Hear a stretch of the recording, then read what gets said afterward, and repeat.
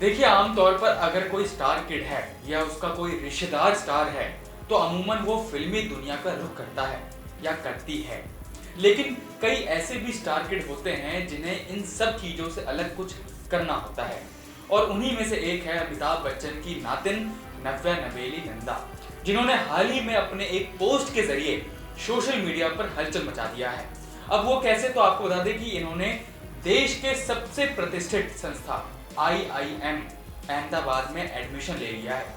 तो आइए आपको इससे जुड़ी पूरी जानकारी देते हैं। स्वागत है आप सभी का न्यूज़ रूम पोस्ट में। मैं आपके साथ कुणाल।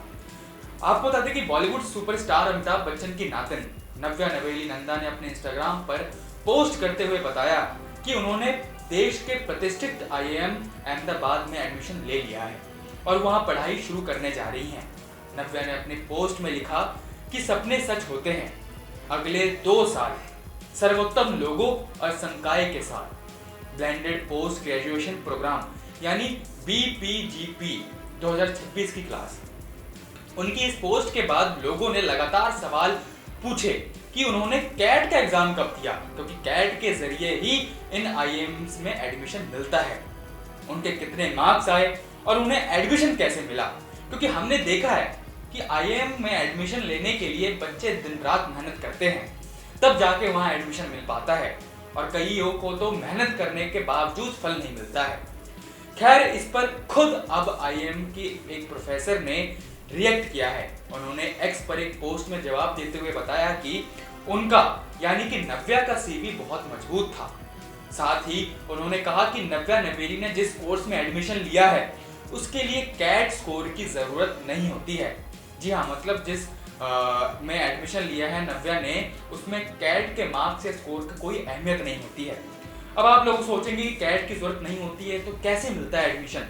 तो आपको बता दें कि नव्या नवेली नंदा ने जिस BPGP MBA प्रोग्राम में एडमिशन लिया है वो एक ब्लेंडेड मोड यानी कि ऑफलाइन और ऑनलाइन दोनों मोड में संचालित किया जाता है।